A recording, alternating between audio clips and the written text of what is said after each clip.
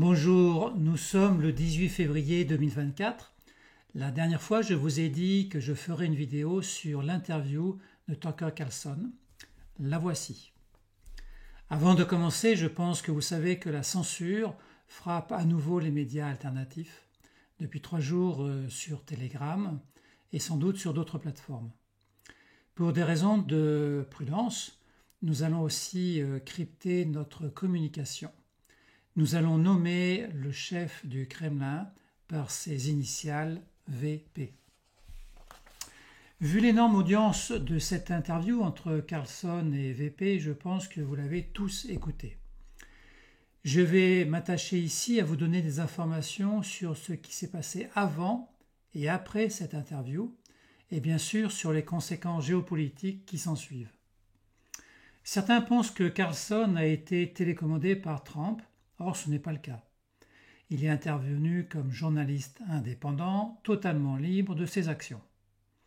Néanmoins, avant de partir, il s'est mis d'accord avec Elon Musk pour que l'intégralité de l'interview soit diffusée rapidement sur X. Il est évident que les deux hommes sont pour la liberté d'expression.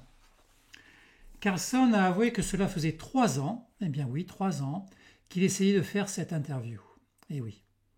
Le gouvernement américain l'a empêché de le faire. Les services de renseignement NSA et CIA l'ont espionné illégalement. Ces communications ont été surveillées et ensuite divulguées sur le New York Times. Cela a effrayé le gouvernement russe et l'a poussé à annuler l'interview. Carlson a été très choqué de cela. Il a été même furieux. Alors cela a renforcé sa détermination à faire cette interview. Ensuite, VP a compris le contexte et a accepté rapidement. D'ailleurs, Carlson a proposé le même type d'interview à Zelensky par symétrie, mais celui-ci a refusé. Il faut savoir aussi qu'avant Carlson, les médias CNN et BBC avaient proposé à VP une interview, mais il a toujours refusé. Il savait qu'avec eux, il y aurait du montage de séquences et une interprétation en faveur du monde occidental.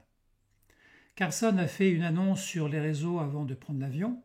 Cette annonce préliminaire a eu 100 millions de vues, ce qui est un score tout à fait remarquable. Maintenant, faisons ressortir les points forts de cet entretien qui a duré quand même 2 heures. Au début, VP a insisté pour faire une leçon d'histoire sur la Russie qui a duré tout de même plus d'une demi-heure. Carlson a avoué qu'il a eu peur car il pensait que VP jouait la montre pour éviter les questions. Mais cela n'a pas été le cas. Au contraire, VP s'est rendu disponible jusqu'à ce que Carlson n'ait plus de questions à poser. VP a dit très clairement que la défaite de la Russie est impossible, qu'il n'avait aucun intérêt à attaquer la Pologne et la Lettonie et qu'il ne le ferait pas. Pour lui, c'est de la propagande de peur générée par l'Occident. Il ajoute que la guerre en Ukraine serait terminée en quelques semaines si l'Occident arrête de fournir des armes. Pour la destruction du gazoduc de Nord Stream, VP a sous-entendu que c'était la CIA en disant, je cite, « Il suffit de chercher qui avait un intérêt et qui avait les capacités de le faire. » Il a complété en disant que ce n'est pas la première fois que la CIA intervient, c'est elle qui a soutenu la guerre dans le Caucase. VP a révélé qu'il a demandé un jour à Bill Clinton si la Russie pouvait rejoindre l'OTAN. Bill Clinton a répondu « Je pense que oui ». Mais quelque temps après, il répond « Ce n'est pas possible » à cause des services de renseignement. À la suite de cela, VP en déduit que les États-Unis ne sont pas dirigés par leurs élus. Ça, c'est un point important. VP a même reconnu qu'il a eu une bonne relation avec 2 présidents, qu'il a nommés, Bill Clinton et Bush père. C'était une relation d'homme à homme et non pas de nation à nation. Et puis l'élection américaine entre Biden ou Trump, pour lui, cela ne changera absolument rien. Voici un point important. En 2022, juste après le début de la guerre avec l'Ukraine, un accord de paix était sur le point de se signer. D'ailleurs, Zelensky avait signé sa partie, quand le diable sort de sa boîte.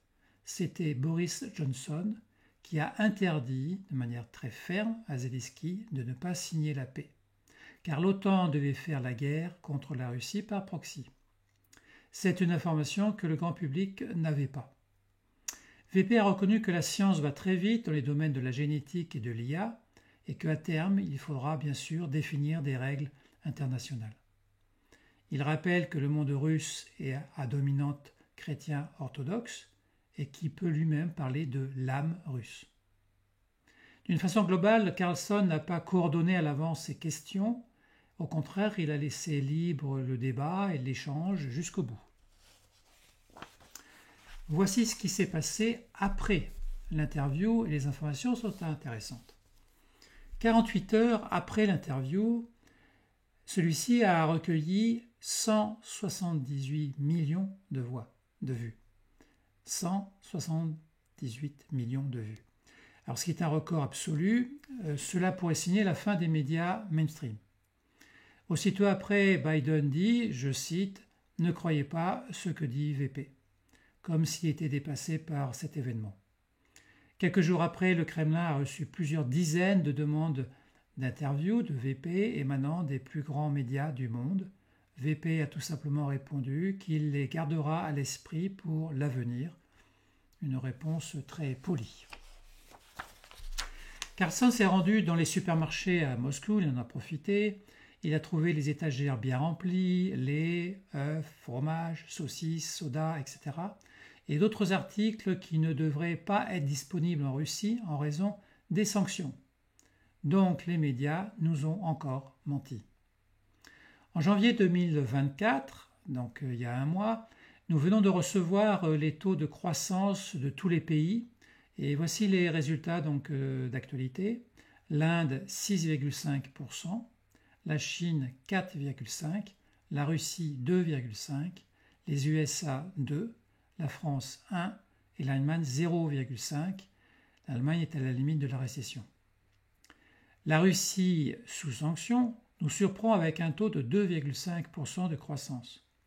Et en fait, les trois pays en tête font partie des BRICS, à savoir Inde, Chine et Russie, et les États-Unis n'arrivent qu'en 4e position. Cela confirme que les BRICS prennent le leadership international. Après Moscou, Tucker Carlson en a profité pour apparaître au sommet mondial des gouvernements de 2024 à Dubaï. Voilà ce qu'il dit en plus de manière totalement libre. Je cite. « Quand il s'avère que les choses que nous pensions être vraies étaient des mensonges, nous devons l'admettre. Trump n'a joué aucun rôle dans cette affaire. Il fait bon vivre dans la ville de Moscou avec la propreté et la sécurité. Je n'ai pas d'équivalent aux États-Unis. J'ai honte de mon pays. J'ai fait l'interview pour que les personnes de mon pays puissent évaluer ce qui se passe. S'il n'y a pas d'information juste, il n'y a pas de démocratie. Aujourd'hui, les États-Unis sont la nation la plus puissante. Elle doit donc encourager la paix et non pas la guerre. » Voilà pour les citations de Carlson. Intéressantes. Alors en conclusion, le fait le plus marquant est qu'après 48 heures après l'interview, les 178 millions de vues ont marqué bien sûr tout le monde. Cela pourrait sonner la fin définitive des médias mainstream. Il y a un avant et un après. La bascule est faite. Le duo Dr. Carlson et Elon Musk annonce un nouveau monde avec la transparence de l'information. VP a confirmé plusieurs points. En 2022, l'intervention brutale de Boris Johnson pour arrêter les accords de paix. La défaite de la Russie est impossible. Il est hors de question d'attaquer la Pologne et la Lettonie. Les États-Unis ne sont pas dirigés par leurs présidents qui sont présents et c'est en fait la CIA qui le fait.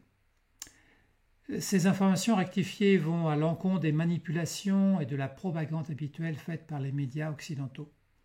Les BRICS confirment leur leadership sur plusieurs points, leur production de pétrole, les taux de croissance et puis l'abandon du dollar.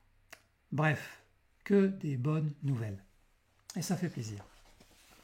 Alors je vous invite donc à partager ces bonnes nouvelles autour de vous, partager encore et encore comme d'habitude. Ma prochaine vidéo portera sur le déclin de l'armée américaine, donc je vais la préparer prochainement. Alors pour être informé, bien sûr, pensez à vous abonner, à cliquer sur ma chaîne YouTube pour être informé de la date. Voilà, alors je vous dis à très bientôt et merci à vous.